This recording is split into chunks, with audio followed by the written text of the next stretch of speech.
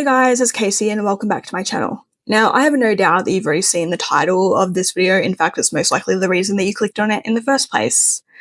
However, before you run off and tell the authorities, just take a deep breath. This is not that kind of confession.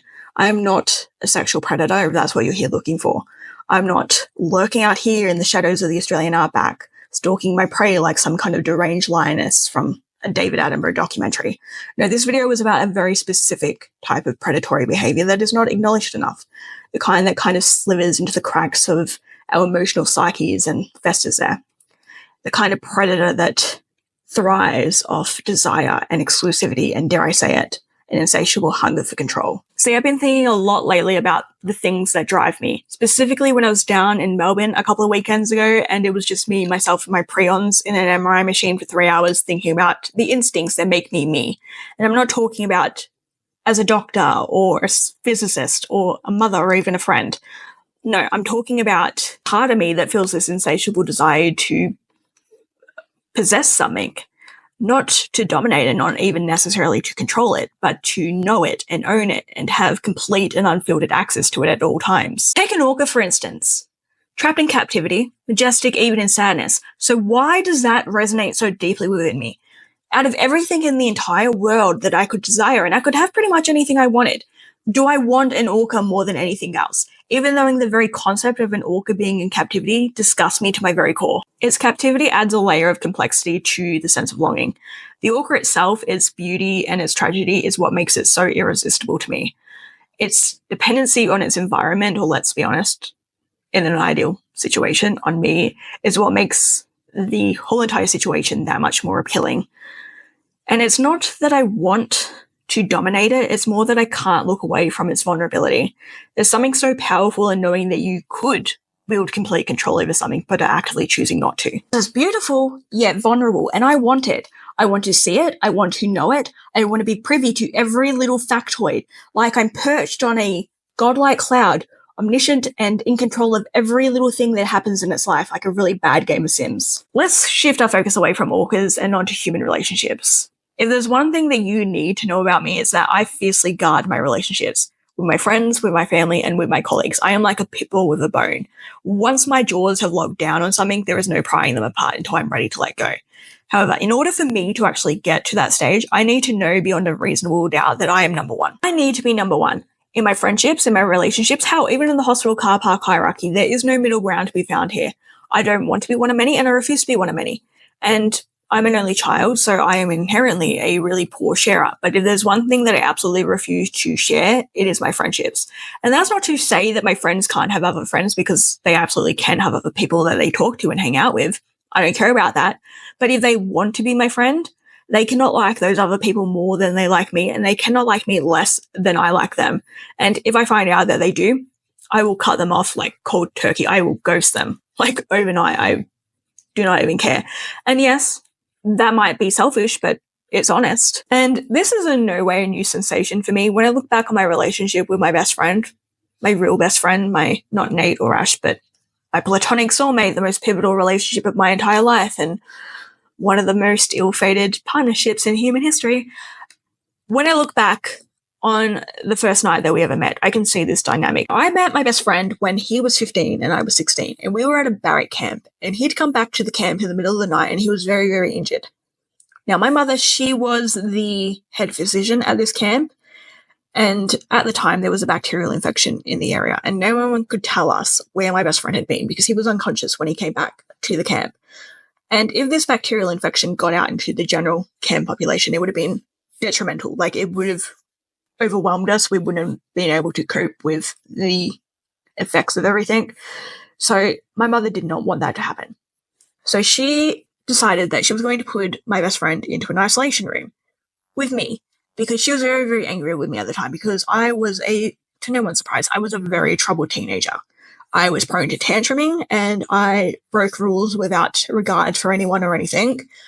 I liked to steal. I had very light fingers. I liked to steal things. I liked to gamble. I didn't drink. I've actually never been drunk a single time in my entire life still. Like, I do not drink. I didn't drink then. But I had a lot of troubles, and my mother couldn't really cope with me, and a barrack hospital at the same time. So she decided as punishment that she was going to put me into this isolation room to take care of this boy that I didn't know at this time. So that's what happened. We were in there together for 2 whole months. We weren't in the room per se for 2 months. Like, after it became very clear that he wasn't infected with this bacterial infection, we were able to start leaving for a few hours a day to go, hang out with people and do stuff. However, my mum wouldn't let him leave because she had issues with his mother and she essentially was holding him hostage. It was a whole thing. I'm not going to get into it, but that's what happened. So we were in this room.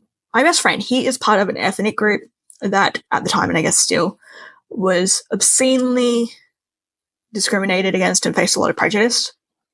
And so he was very compliant with whatever I wanted to do. And I felt at that time that I had a lot of power. Like, there was a very big power imbalance in that situation. Now, looking back in hindsight, I understand my friend is not a submissive person at all, but he understood that this was a very time-sensitive thing, and I was a very volatile person. And so if he wanted to make this time in which we were forced to be in close proximity with one another an enjoyable experience, the best thing that he could do was to just do whatever I said and not rock the boat. So that's essentially what he did. However, me being me, I perceived that at the time as me having more power over him and him being a very vulnerable person.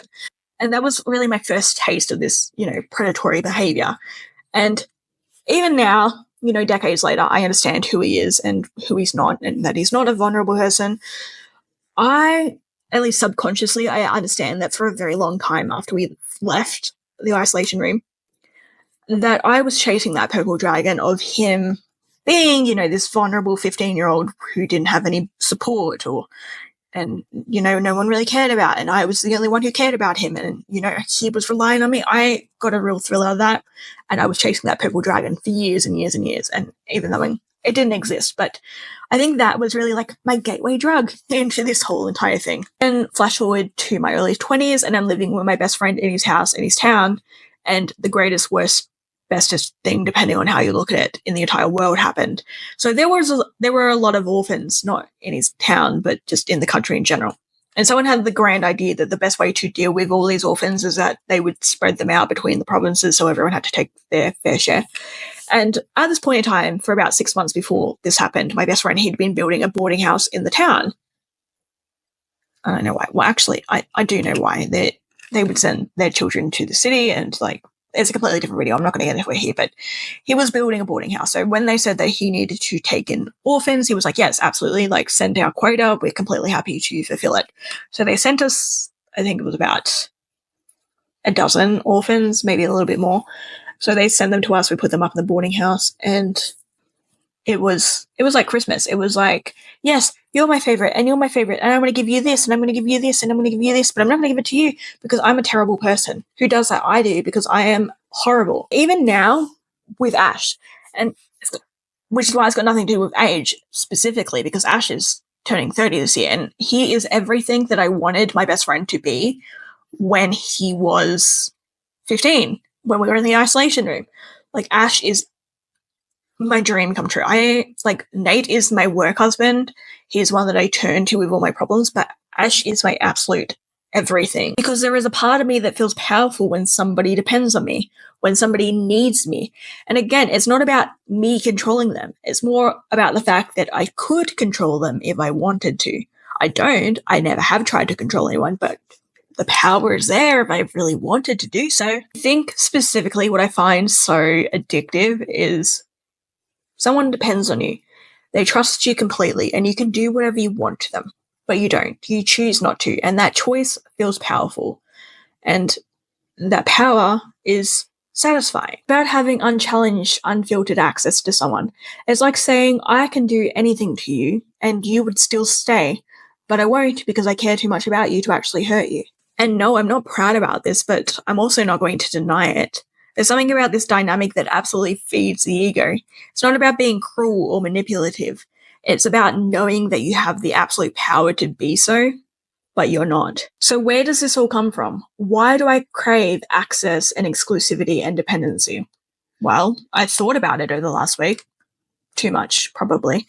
And I think what it really boils down to is just safety, emotional safety. When I have full access to somebody, I don't have to guess where I stand. And when I'm somebody's favorite, I know that I won't be overlooked.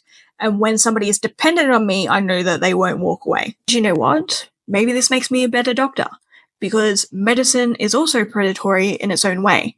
You circle the problem and you study it from every angle, and you move with precision when the time is right. You cut, you mend, you restore. It's calculated, it's intimate, and it's powerful. And let's face it, I've always been really, really good at it. So yes, I am a predator, but not the type you need to run from. I hunt for knowledge, intimacy, and connection. I chase significance, purpose, and understanding. And if that makes me flawed, if that makes me selfish or too intense, so be it. But anyway, this is Casey signing off for the night. As always, stay weed out there, stay safe, and maybe I should invest in therapy.